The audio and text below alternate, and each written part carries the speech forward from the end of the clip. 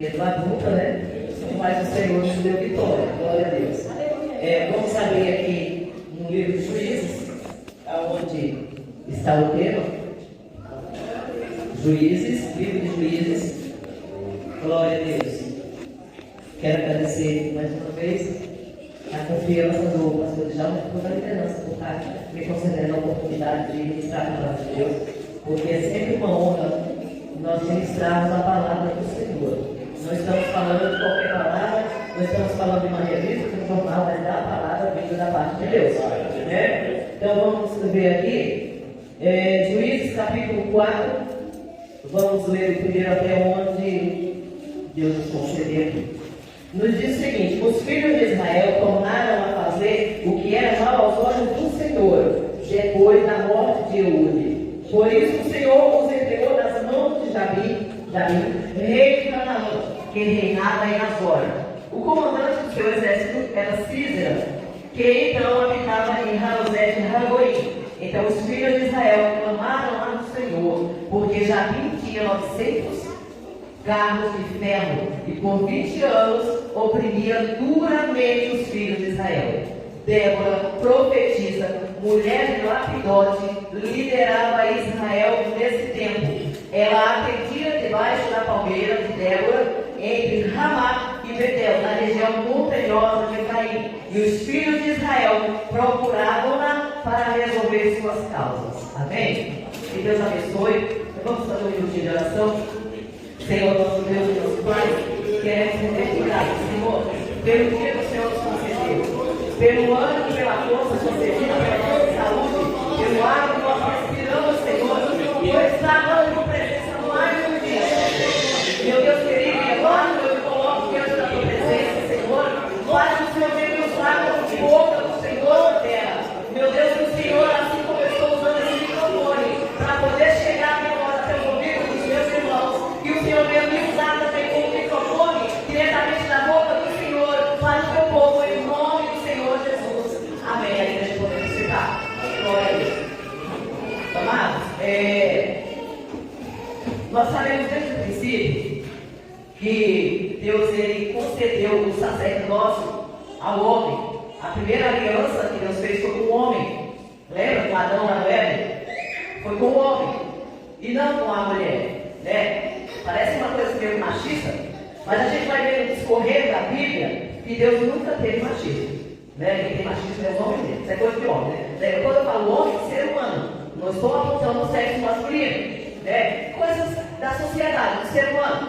E aí nós vamos observar que Deus ele outorgou essa responsabilidade ao homem quando ele faz uma aliança com Adão, né, lá no Éden, para poder Adão conduzir a humanidade, como aquele que é líder da humanidade. Então ele tinha o papel de sacerdote de conduzir a humanidade. Conduzir de que forma, irmão Sérgio? Conduzir o povo, ensinar o povo a se apresentar diante de Deus, né? O plano de Deus é que Adão pecasse, que Adão fosse o sacerdote da humanidade, né, como liderança escolhida por Deus. E aí a gente já sabe que Adão, ele peca juntamente com a sua esposa. Primeiro é Eva, que cai na lábia de Satanás, e ali ela prova do fruto, e não contente de provar do fruto, ela que era proibido por Deus. E vocês vejam bem que Deus ele tinha, vamos dizer assim, um pomar com todas as frutas. Não tinha necessidade da mulher se interessar em comer justamente aquela fruta que era a fruta da aliança, do pacto de Deus, porque o fruto não tinha veneninho. Eu dizia no domingo na escola bíblica que o fruto lá no Éden, que era proibido, não é porque tinha veneno nele, era um princípio de obediência, né? De obediência. Deus deixou de todos os frutos para a humanidade, para o ser humano representado por Adão e por Eva, desfrutar. Porém, ela vai lá e toca justamente naquele que Deus usou como princípio de obediência e come. E aí convive com o esposo vai lá e come. E aí você já sabe qual foi o resultado de tudo isso, né? E aí a gente observa desde lá no Éden, o homem deixou a desejar o seu sacerdócio. Porque até hoje eu pergunto para Deus, eu não negaram nada. Que ele deixou Eva colocar as mãos no fruto e comer, né? Então a gente vê que o homem já deixou a desejar o sacerdócio lá no Jardim do Éden. comecei por aqui, para a gente observar que isso não é coisa dos dias atuais, é desde lá do Éden.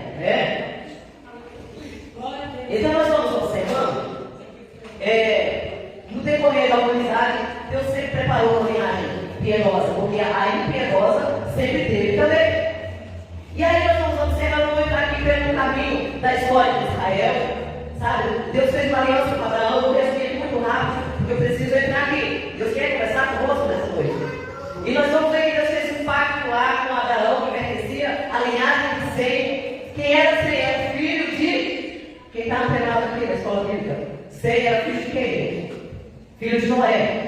Então, por isso que o povo de Deus é considerado semitas, conhecido primeiro como semitas, porque é da linhagem de Sem, o filho de Noé. Então, o que acontece? Dessa linhagem vem Abraão, que Deus faz um pacto com Abraão, e diz a Abraão que por intermédio de Abraão seria bendita todas, não somente a nação dos semitas, não somente a nação de Israel, mas todos os povos da terra seriam benditos em Abraão. Ou seja, nas entranhas de Abraão, Deus iria suscitar alguém que seria Isaac, o filho da promessa, para poder ele construir a cidade, a nação de Israel.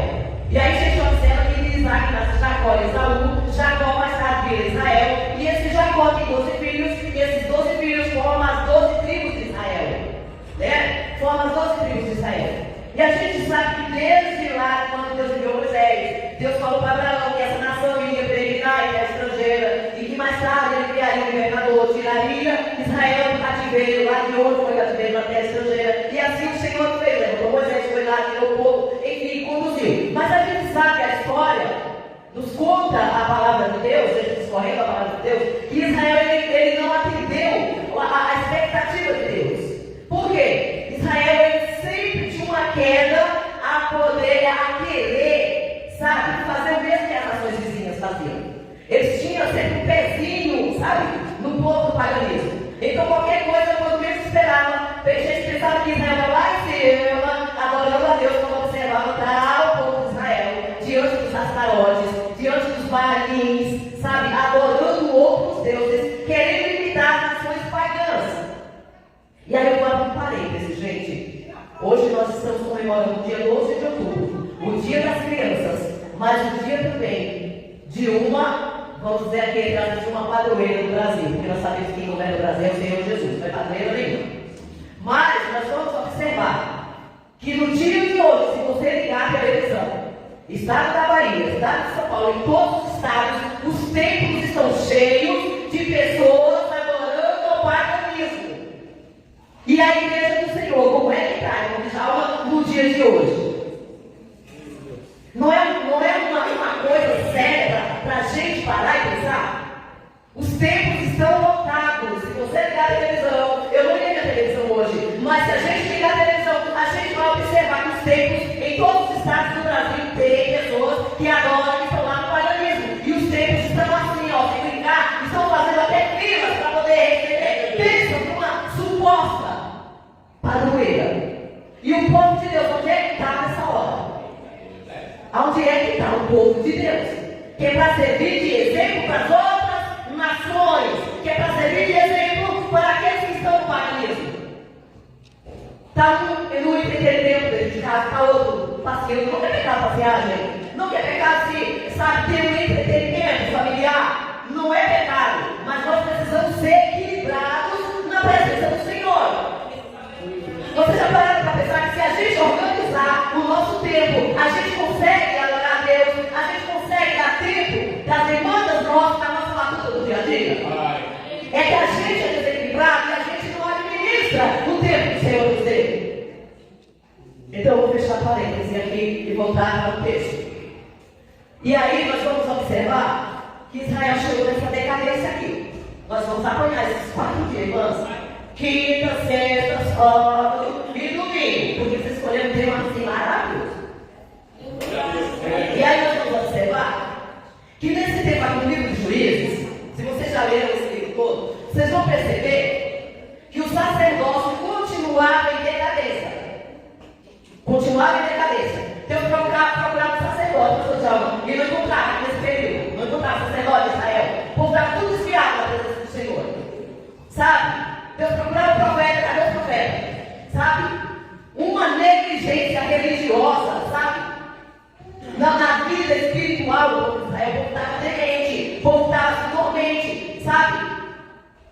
dias atuais que nós estamos vivendo na igreja do Senhor. Não é diferente, amado. Não é diferente. E nós precisamos do Senhor, não vai só me usar nessa noite. O Senhor vai usar mais pessoas durante esses 3 dias para podermos despertar, como despertou Pedro naquela data. Porque Israel está na decadência. E a igreja do Senhor, também, eu estou falando da minha geral, mas essa não é de Deus não. A igreja do Senhor, ela está deixando a desejar na presença do Senhor. Estão focados no cumprido lugar na terra, preocupados com bens materiais, preocupados em, sabe, igual o profeta já falou, em estucar suas casas, deixar suas casas lindas e maravilhosas, mas a casa do Senhor está perecendo. O reino de Deus está quase que abandonado. Porque quando se enche os templos, é para pedir prosperidade, é para pedir bênção da parte de Deus, mas não querem ofertar nada diante do altar do Senhor. Não querem ofertar o melhor de si na casa do Senhor, ofertar o melhor tempo da sua vida, que foi o teu Deus que te deu, na casa do Senhor, no reino de Deus, no reino que o nosso Deus governa. E aí nós vamos observar que há uma decadência espiritual terrível em Israel. E sabe o que acontece? Deus procurou homens para poder se colocar na brecha como sacerdote, sabe? Quantos lares estão sendo destruídos porque só as terras estão de pé e os sacerdotes e os profetas estão todos acomodados. Não, a gente não ouve mais os sacerdotes se colocar de pé e dizer para o Senhor: Senhor, eis-me aqui. Sabe? Estamos acomodados e o Senhor quer nos despertar nessa noite em nome de Jesus. E aí nós vamos observar que Débora, ela profetiza, ela se pôs na brecha para ser profeta de Deus, para ser boca de Deus para o povo de Israel nesse momento de decadência. Então, quando os homens, os sacerdotes, os homens falharem, quando o profeta falhar, quando o homem diante de Deus, Deus precisa levantar Débora para poder cumprir a vontade dele aqui na terra. Ele precisa contar conosco. Nós somos as Déboras dos dias atuais. E aí nós vamos ver. Eu achei tão lindo isso, Jesus não tem noção. Eu fui descobrir porque todo nome de alguém lá no Antigo Testamento, dentro da Bíblia, os pais não chegavam assim igual os pais de hoje em dia, que assiste um filme e acha um nome do filme, sabe, um personagem lá, um artista de Hollywood, e a mulher está grávida, e ele já diz: o nome, esse nome aqui, porque eu gostei desse nome. Aí não sabe nem qual é o significado. Então o povo de Deus sempre deu sabedoria para poder escolher o nome de acordo com o propósito que Deus tinha na vida deles, ou de acordo com o momento que aquela criança nasceu. A gente vê vários exemplos na Bíblia. E aí a gente vê que essa mulher, que era profetisa, se chamava Débora. E Débora quer dizer abelha. Abelha, gente. O que é abelha? E aí a Bíblia faz questão de falar: Débora, mulher de Lapidote. Sabe qual é o significado de Lapidote, do marido de Débora? Tochas, chama, ou seja, fogo. Então veja bem, e aí Deus começou comigo para fechar. O Espírito Santo de Deus começou comigo e falou assim: minha filha, por que Débora chama abelha? Porque o que é que a abelha produz? Produz mel, que é alimento. Ela é mulher de quê? De Lapidote, que significa chamas ou fogo. E aí Deus falou assim: volta lá na tua infância, naquela época, como é que se extraía o mel da abelha? Aí lá vai eu falar com Deus como que era, você ainda não sabia, né? E aí eu falei assim: Senhor, o meu pai pegava um pé de milho seco, daí eu não deve saber disso, né? Pegava um pé de milho seco com aquela palha que arrancou as pilhas de dentro, amarrava os matinhos verdes junto com aquelas palhas, e aí ele acendia aquela palha na chama do fogo. Então, na chama do fogo, queimando e os matos verdes, provocava fumaça, amados. Então, provocando fumaça, não matava as abelhas, mas afugentava por causa da fumaça. E aí se colhia o mel produzido pela abelha. E aí Deus conversou comigo, gente, e falou desse jeito: Débora é abelha, mulher de Lapidote, que é chama, que é fogo. E aí essa chama, esse fogo, representa o marido, representa quem? O próprio Deus, porque Débora era israelita. E Israel é a mulher, a esposa de Deus.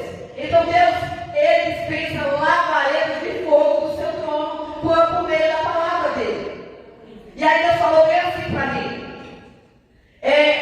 eu uso o fogo para poder extrair o melhor que as terras tem. Dá para entender? Fumaça representa a glória de Deus. Fogo representa o poder de Deus. Então, por meio do fogo de Deus, na vida das éguas, por meio da fumaça da glória de Deus, lembra quando Isaías entrou no templo, que ele viu lá o templo cheio de fumaça, e a fumaça era a glória de Deus? Então Deus falou assim: eu encho as éguas da minha glória, eu encho as éguas com o poder que vem do alto, e aí as abelhas, as éguas, liberam um alimento meu que serve de alimento para o meu povo. Então, é o único meio de Deus fazer com que as éguas alimente, sabe? É o único meio de Deus extrair o mel das abelhas atuais, é por meio da glória dele, é por meio do poder do fogo dele, é que nós exalamos o melhor que há de nós no reino de Deus. E aí nós vamos observar que Débora, ela era profetisa, Deus o percorreu. Débora, ela era profetisa, e quando Deus vê a decadência lá, levanta ela como juíza, porque estava faltando juíza em Israel também. Se a gente observar aqui, a gente vê que Eude tinha morrido. Quem foi Eude? Eu não vou poder entrar aqui, mas antes, capítulo 4, depois vocês leem o capítulo 3 em casa, para vocês saberem quem foi Eude. Foi alguém importante também, um dos juízes que Deus levantou para poder libertar Israel da escravidão de um povo. E aí, Eude morre, e depois que Eude morre, esse juiz morre, Israel ia ter cabeça de novo, gente. Não podia morrer o povo de Deus, que até a cabeça tomava conta do povo de Israel. Sabe? E iam diante do paganismo de novo. E aí a gente observa que Deus levanta Débora como juíza. E o que eu acho lindo, que as coisas de Deus é tudo com sabedoria. Os outros, a gente não vê os outros juízes julgando a nação de Israel lá de uma palmeira, né? Pastor João, né, pastores? Não, os outros não julgaram debaixo da palmeira. A única que julgou debaixo da palmeira era Débora. Foi Débora. Sabe por quê? Porque ela era uma mulher casada.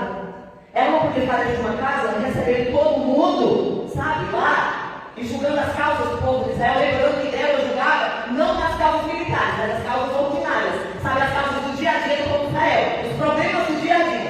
E aí a gente vê que Débora era uma mulher tão de Deus, tão sábia, que ela escolhe debaixo da palmeira, onde ficava visível aos olhos de todo mundo, para poder ter um caráter limpado, para não ter um caráter manchado, para ninguém ficar fofocando e dizendo: ah, Débora é juíza. Vai saber, porque sempre no meio do povo de Deus, infelizmente, tem uns que é só misericórdia de Deus. Então sempre tem alguém dizendo: Deus, está lá de casa, julgando as coisas, será que ajuda Deus? Ou será que está fazendo o que não deve? Então a mulher é tão cheia de Deus, até o cano, até a medula, que ela pegou e foi julgar coisa, eu imagino que tenha assim, um troninho, uma cadeira, alguma coisa assim, debaixo da palmeira. E ali o povo de Israel vinha, eu imagino que era organizada a filhinha, e ela ia resolver as demandas do povo de Israel. Ao ar livre, para que não houvesse, eu imagino que essa mulher não sabe, que ela imaginou assim: meu esposo tem a luta dele, né? Ele tem as demandas dele, nem todos os dias ele vai poder estar do meu lado, mas eu estou aos olhos de todo Israel, para todo Israel ver que eu sou uma mulher de Deus, né? E aí a gente observa aí a sabedoria dessa mulher, que nós como esposas precisamos ter, né, na presença do Senhor, ficar sempre atento, sabe? Sempre vigilante. Tem algumas passagens bíblicas, a gente vai observar que Jesus ele fala primeiro o quê? Vigiar e orar. Tem algumas que é orar e vigiar. Ora primeiro, nesse momento aqui, orar e vigiar. Mas tem outras ocasiões que é para vigiar primeiro e depois orar. Porque se orar e não vigiar, o negócio está ruim, o negócio está errado. Satanás sempre vai levantar alguém, sabe, por trás da muralha para poder acusar.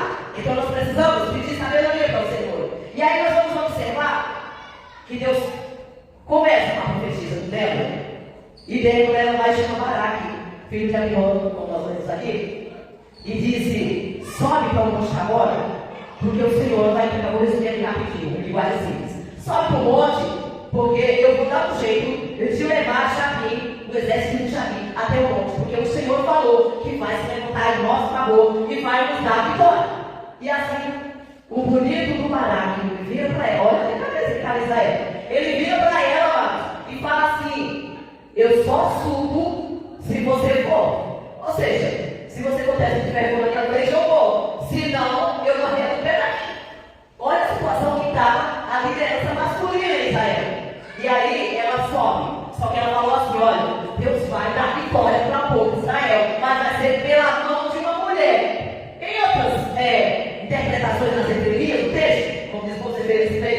exegese, né? É como se ela dissesse assim, ó, já que tu é frouxo desse jeito, eu vou suprir contigo sim. Mas a vitória Deus vai dar por meio da mulher.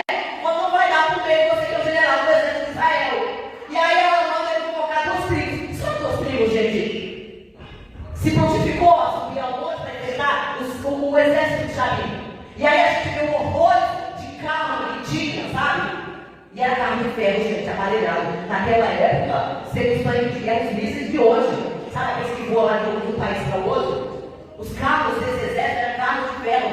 E muitos, nós lemos aqui que eram muitos. E lá vai o povo de Israel para lá, para o monte, e tenta de alguma forma chamar a atenção do exército de Jabim. E aí eles vão de encontro. E o Senhor, a palavra de Deus, gente, lembra que a gente vai descobrir que o Senhor foi à frente do exército de Israel. Né? Se a gente observar, Israel está numa guerra, gente. Mas o leão da tribo de Judá está no controle de todas as coisas. Deus nunca deixou Israel sozinho. Deus até permitiu o Israel passar por uns apertos, assim, sabe, os processos difíceis, para poder tirar o olho da terra e voltar para o céu. Sabe? Parar de olhar tanto para o umbigo, ou parar de olhar tanto para a terra e olhar mais para o que Deus tinha que oferecer para eles. Mas o Senhor sempre esteve na batalha com eles. E eu creio que não vai ser diferente. Porque o Senhor falou comigo nessa semana, quando eu fui orar por Israel. O Senhor me tomou na língua hebraica. E o Senhor conversou comigo a respeito de Israel. Então nós vamos continuar como igreja do Senhor, como herdeiros de Israel em Cristo. Nós vamos continuar intercedendo pela nação de Israel, para que o Senhor continue a pelejar a demanda. E aí nós vamos observar que eles sobem, o Senhor entrega o exército do inimigo nas mãos de Israel. E sobrou só o comandante, o general. E o que aconteceu? Císera, quando viu que estava sozinho, desceu o carro dele, deu no pé, saiu correndo. Só que entrou na casa de quem? Da mulher de Éber, foi isso? Vamos lá? Vamos ver aqui. Vou só confirmar aqui na palavra, para vocês observarem. Já era a mulher de Éber. O esposo dela tinha amizade, vamos dizer, aliança. Tinha um certo relacionamento com o rei, e Israel estava lutando na guerra. Então ele saiu correndo, fugindo do povo de Israel, deixando o carro dele para trás, e ele foi para onde? Justamente na tenda de Jael, a mulher desse que tinha aliança com o bonito do rei dele. E aí o que acontece? Ele pede abrigo e entra. E falou: se alguém passar aqui e perguntar se tem alguém aqui, não diz que eu estou. E ali ela briga ele diz que está com sede, mas a mulher, quando ela está direcionada por Deus, ela não dá água, ela dá leite para dormir mesmo, né? Ele pediu água para matar a sede. O que essa mulher tinha que levar leite, gente? Mas ela com certeza foi guiada pelo Espírito de Deus. E você sabe quando a gente está meio com sono, a gente toma leite de quente, ainda vai ser avançado, misericórdia. A gente toma, a gente dorme uma beleza. E aí o que aconteceu? Israel pega lá o leitinho e dá para esse homem. E cobre ele com a coberta, para poder, se alguém entrasse, não percebesse que ele estava ali. E o que aconteceu? Quando ela percebeu que ele estava dormindo, porque o marido dela já tinha correr, mas ela tinha aliança com Deus de Israel. E ela pegou uma estaca na própria tenda dela. Chegou lá e aí a gente vê no canto dela, ela dizendo que Israel com a mão esquerda firmou a estaca, mas com a direita ela foi no martelo. E ela furou a fronte desse homem de um lado do outro e deixou ele morto. Né? E a gente vê no canto dela que ele ainda chegou a se levantar, mas ele caiu aos pés de Israel. E ali o Senhor deu vitória por meio dessa mulher, conforme havia profetizado por boca de Débora, que eles iriam à luta, que o exército iria à luta, mas que a vitória viria por meio das mulheres. Por quê? Porque quem se posicionou a favor de Israel foi uma mulher para poder guerrear as guerras de Israel. Então quem se posicionar diante das demandas do reino de Deus vai dar vitória para quem? É para quem se posicionou, é para quem se levantou, para poder fazer conforme a vontade do Senhor, que é o dono do reino. Nós temos que parar de ir para a casa do Senhor, só pedir bênção, pedir prosperidade. Salomão, que às vezes a gente está igual a sepultura, igual a sanguessuga, só dá. Sanguessuga ela gruda na batata da perna da gente, em algum dedo do pé, em algum lugar lá, e ela suga até se você deixar ela figurada o dia inteiro, sugando você. A sepultura também, ela nunca se contém, quanto mais cadáver você jogar dentro, a sepultura ela nunca se quarta, né? Então, que nós possamos ficar com essa palavra nessa noite, sabe, se posicionar como Débora. E se alguns dos nossos amados que estão ouvindo a palavra de Deus estiver na zona de conforto, se posiciona no no reino de Deus, porque não é mais tempo. O Senhor Jesus, Ele está voltando e Ele vai requerer da gente. Então nós precisamos nos posicionar na posição de sacerdotes, na posição de profeta, na posição de tendas no reino de Deus, para que o Senhor venha ser glorificado por meio da igreja do Senhor. Amém? Que Deus abençoe a vida de vocês, que vocês possam meditar. Eu sempre falo assim, seja igual o cabrito. O cabrito, gente, eles comem, né? Eles comem, acaba. Uma das características da cabeça, ela come, tudo que está ali pela frente, ela engole, sabe? Mas durante a noite, o boi também. Durante a noite, eles remoginam e ruminam. Ou seja, eles pegam e puxam aquilo que está no estômago, que ele engoliu, e volta para a boca e ele remói, para poder ser bem nutrido. Então a palavra de Deus não é diferente. Nós temos que nos alimentar com aquilo que foi posto no banquete nessa noite. E com a cabecinha do travesseiro e dizer, Senhor, o que foi que o Senhor quis dizer comigo? Porque de cada um aqui recebeu uma porção da parte do Senhor nessa noite, percebeu? Então põe a cabecinha do travesseiro e faz igual o cabrito. Rumina, mas coloca em prática. Porque se ruminar também e não colocar em prática, não vai adiantar de nada. Que Deus abençoe a igreja em nome de Jesus. Aleluia. Maravilha.